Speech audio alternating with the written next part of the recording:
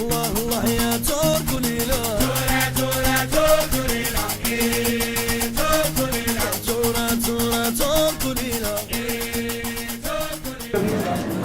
the last 4 years, I've had the pleasure and the honor of coordinating this committee on behalf of our president. And our committee members are among the most dedicated and hard-working activists and leaders in our local Muslim community. We've also been fortunate to partner with the borough directors of the Mayor's Community Affairs Unit. I want to ask our committee members to stand right now. Committee members, would you please stand, and everyone would you join me in thanking them.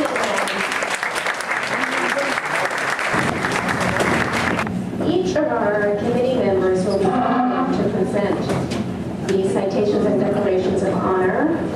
And we are going to ask our first honoree to come up, Imam Shamsi Ali. Please welcome.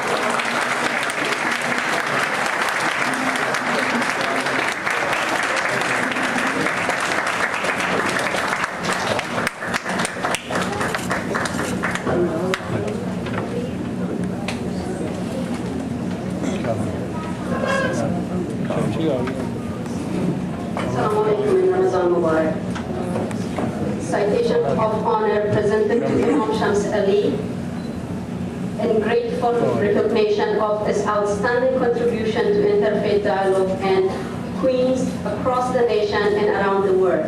As director of the Jamaica Muslim Center, chair of Al-Akhim Mosque in Astoria, and associate imam at the Islamic Culture Center of New York.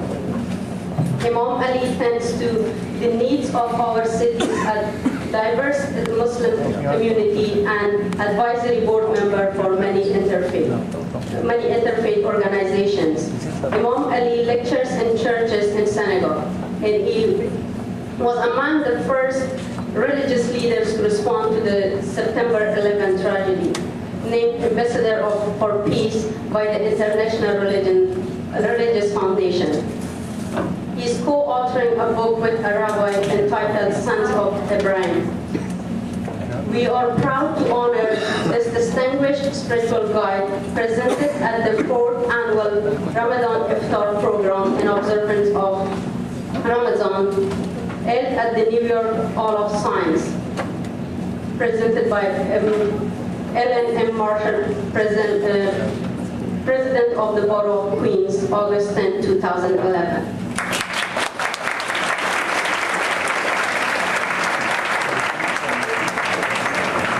Thank you so much. It's such an honor, and I'm indeed humbled by these citations and recognition tonight. I'm sure that there are many others out there are deserving this more than myself. So thank you, Susie, and thank you to the President of the world. The President of Queensborough basically is the President of the world, because everyone is represented here in this county or in this borough. Let me just also thank VP. Certainly they are my great friends. Representative of Sister Fatima Shaman, who is my great friend, Sister Fatima. Unfortunately, she is not here tonight. Sister Nasli, who happens to be Iranian American. She's going to make it, but representative here tonight. Thank you so much also for coming in. It's an honor for me and for my community. And let me just say this. This is not a speech, so just I wanted to say at this point. We are living in the interconnected world. This is called globalized world in the 21st century. And I think the problems that we are facing are more than just any community to solve it. It is a multi-faceted problems, economically, politically, militarily, and certainly culturally and also religiously. And the only way to solve and to face those challenges is by connecting ourselves to one another. And I'm very honored standing here tonight in the presence of my great brother and my great friends, who happen to be one of the honorees tonight, Rabbi Michael Weisser, whom I used to call my imam basically, and he called me, introduced me in his synagogue as his rabbi. And so we exchanged that title, because imam simply means leader and rabbi simply means teacher. And both imams and rabbis basically representing that two titles. either we are teachers in our community or we feel the sense of being leading our community, there is no problem to exchange the title. So he is basically my Imam. Congratulations, Rabbi, for your honor is being, selected.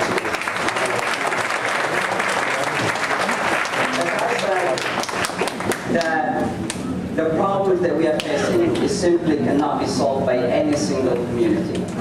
And even our president, the president of the United States of America, understood clearly and still understanding it, that America being the only superpower today cannot solve the problems of the world. And that's why he was willing to travel around the world to talk to the people. He talked to the Muslim world, he talked to the African nations, he talked to the Chinese, to the Australians, and he talked to the Europeans. Because he understands that America being the superpower cannot solve all the problems. How as the only Muslim community we cannot solve the problems? We need our Jewish friends, we need our Christian friends, we need our Hindu friends, we need our Buddhist friends. Everybody should come together and to show that we are united for common good. And Queens is the best place for that. So congratulations to our broad president.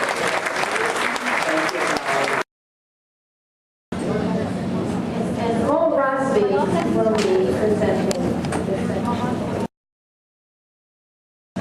We are proud to honor this visionary spiritual guide presented at the 4th annual Ramadan Iftar program in observance of Ramadan held at New York Hall of Science, August 10, 2011.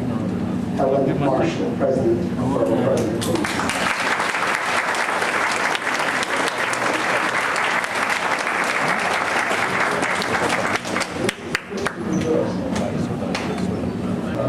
Shamsi Ali, he made some very complimentary remarks, and I must say that when I first said, oh, here's my rabbi, I was on the pulpit of the Free Synagogue of Flushing, where the good Imam had come to be our featured speaker at a memorial for the victims of the Holocaust. What a fortunate circumstance that I came to work a few years ago in the synagogue, whose president is sitting here tonight, that would not only allow, but encourage its rabbi to bring people of different faiths to teach us. So Imam Shamsi Ali, in the best sense of the word, has been my rabbi because he has taught me quite a bit. One of the things that I would like to say is my involvement in interfaith activities has been all my life. I grew up in a multi-ethnic neighborhood, and everybody out of necessity had to get along or be fighting every day on the way home from school. And so it was better to get along. I met Shamsi Ali at a conference about a year and a half or so before I moved to Queens to work here. And I remember saying to him at that conference, I hope our paths will cross sometime. So I got to New York, and he immediately put me to work. He really did. I'll tell you what happened. There was a terrible incident in London with the bombing of the subways there by some really crazy people.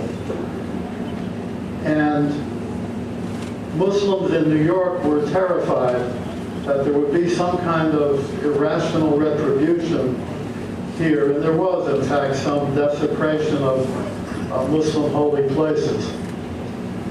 And so he asked if I would come to the mosque in Jamaica, Queens, to speak and reassure the worshipers that not everybody hates you. And so I went there that day, and I was in the back of a very packed prayer room. And so, of course, I joined the prayer line. I was wearing a hat, a Jewish kippah from Russia that looked like a Muslim prayer cap. And so I was just in the back, and I was dressed informally, and I kneeled to the ground with my friends and prayed in my own way as they prayed in their way. And when it came time for me to speak, Imam Ali didn't know if I was there or not, and then noticed me in the back. and said, oh, come up here. So I did, and everybody looked at me, who is this guy? And this rabbi praying with these Muslims. And so I spoke to the people and told them that it's all God, we're all in this together.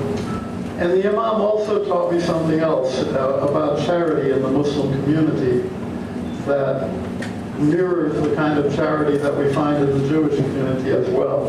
And one day he called me and he said, I would really like you to come to Manhattan tonight. I said, why? He said, well, can you come about 11 o'clock tonight? I said, why? He said, because you have to come on the Midnight Express. I said, what's the Midnight Express? I've been in New York a short time. He said, oh, it's our turn to deliver food to homeless people late at night. And I would love it if you would come along. And so I went to Manhattan to 96th Street and joined up with